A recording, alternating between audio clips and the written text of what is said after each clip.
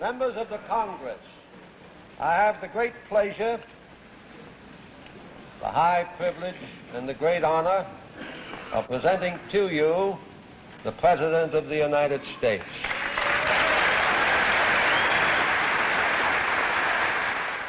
I'm Don Ritchie. I'm the Senate historian.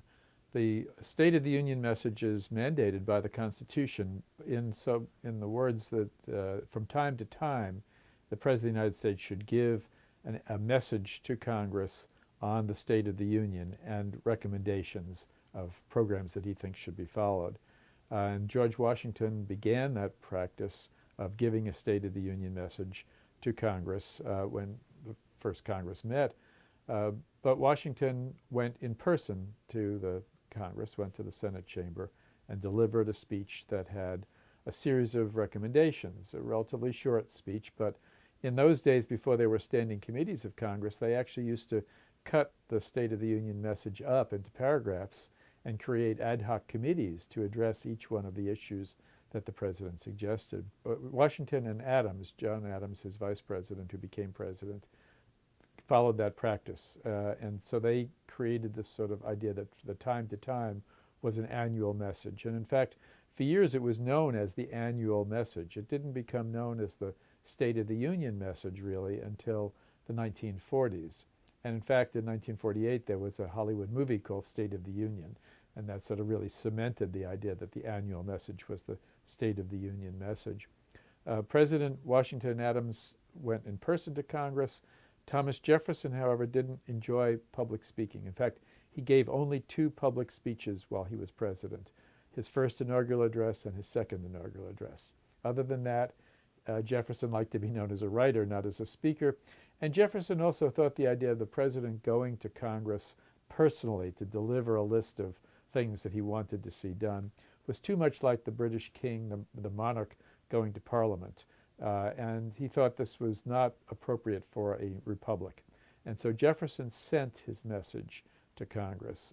And each year after that, presidents would send their messages, which would then be read by the clerks of the Senate and the House, rather than by the president. And of course, most members of Congress could read it in the Congressional Record or in the newspapers. They didn't necessarily have to go and listen to a clerk reading the message. That became the tradition. And again, the Constitution is not that specific about what it is. Just time to time, this message needs to be given on the State of the Union. In 1913, we had a new president who had been trained as a political scientist. In fact, he had a PhD in history and political science, and that was Woodrow Wilson. And he'd written his doctoral dissertation about Congress and about congressional government. And one of the things he felt was that the American president needed to be more like the British prime minister. Couldn't just be completely separate from the legislative branch. Had to be the chief legislator as well as the chief executive. And so Wilson decided that he would go in person to deliver his messages. The first one he did was in April of 1913, and it was about the tariff. It was not a State of the Union message per se. Just absolutely shocked members of Congress. They didn't know what to do with this. The idea that the president was going to come up and speak to them. They finally decided, well, they do it in the House chamber and they invite the senators over, and how are you going to go about doing this? But there was a lot of grumbling, and if Congress had been left on its own, it probably would not have wanted the president to come up. But the president said he wanted to, and his party said okay. And so Woodrow Wilson then began the modern tradition of presidents each year going to give their State of the Union message. He gave his first State of the Union message in December of 1913. And he continued to do it in person until he was in Paris negotiating the end of the First World War, and he actually telegraphed his State of the Union message back to Congress in 1919. And since then, presidents have followed both patterns. The only president of the United States who has not given a State of the Union message in person since then was Herbert Hoover, who also was not a great public speaker, didn't think much of the occasion, and just sent his message up. Almost every other president, almost every year, has felt that this was too good an opportunity to miss, to not to be able to go in person in the drama of this session to give a State of the Union message. The President of the United States.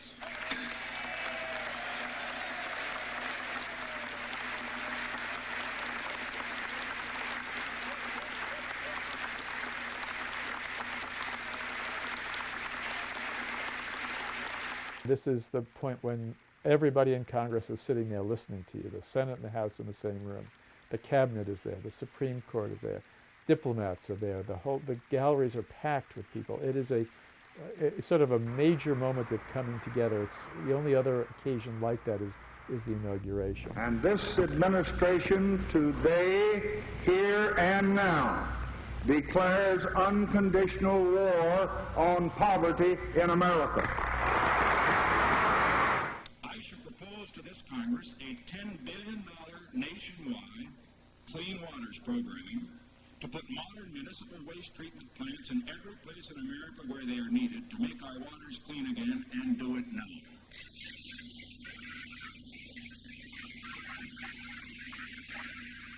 It does influence the legislative agenda for the year, whether or not Congress chooses to follow the president's suggestions or ignores them or rewrites them. At least the president has given them an outline of what he wants to see. Sometimes presidents never got a chance to give their inaugural address. William Henry Harrison and James Garfield died before their first opportunity. They came into office in March. Congress wasn't going to begin until December. So in the 19th century, State of the Union messages were almost all given in December. When the Constitution was changed, it moved the beginning of Congress up to January, and now they're usually in January and February. There have been some miscues in some of the State of the Union messages. President Grover Cleveland sent a very controversial proposal dealing with the tariff. And in the days before we had an income tax, the chief source of revenue in the country was the tariff. And it was one of those things that divided parties and created great passions. And unfortunately for Cleveland, his party was not united on this issue. And in fact, they lost the next election probably because of that division. And a lot of people blamed his State of the Union message. But in most cases, most State of the Union messages are really long laundry lists of things that the president wants to see done. And they're not particularly controversial speeches, nor are they particularly inspiring speeches. They're really wish lists that presidents are putting forward.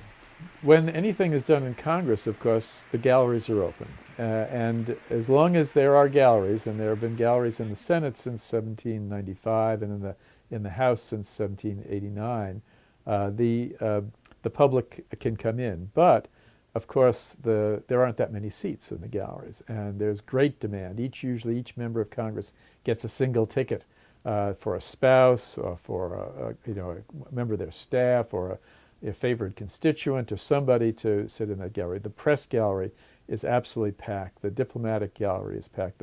Usually the First Lady is there with guests of the president. So there's not a lot of space for the public on those occasions. But over time, the public has gotten to see this or hear this or read this through the media, because newspapers covered it in general, and in the 19th century, you would have read the entire speech in most newspapers. In the 20th century, beginning in 1923, Calvin Coolidge's State of the Union message was broadcast on the radio. Then in 1936, Franklin Roosevelt suggested moving the State of the Union from the middle of the day, when it was traditionally given, to the evening, because it would get a much larger audience on radio. In the 1940s, it was back during the day, but television came along. In 1947, Harry Truman's State of the Union message was covered by television. In 1965, Lyndon Johnson said, well, let's move the TV show back into the evening so that more people can get to see the State of the Union message. And so now it's an evening performance, and it's a live TV. The major networks are all covering it, and so it gets a considerable audience that way. And since the late 90s, it's been streaming on the internet around the world. In recent years, the two parties have sort of become cheerleading squads for their presidents. But there are moments when clearly something that the president says inspires something more than just a partisan reaction. There's a bipartisan reaction. And you can tell what the mood of the Congress is to some degree, what the responses are. And all the world knows that no successful system builds a wall to keep its people in and freedom out.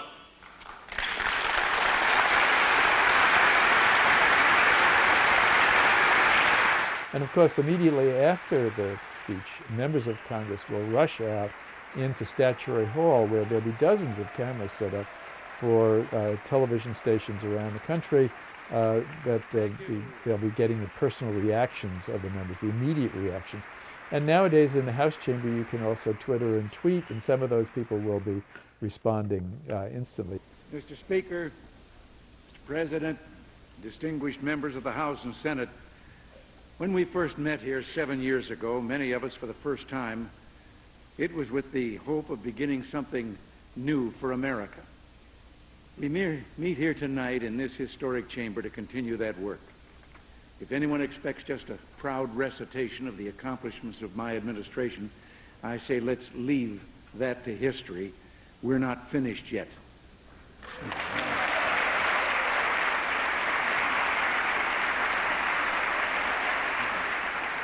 One thing that you cannot do that is very different than, say, most parliaments where heckling is considered fair sport.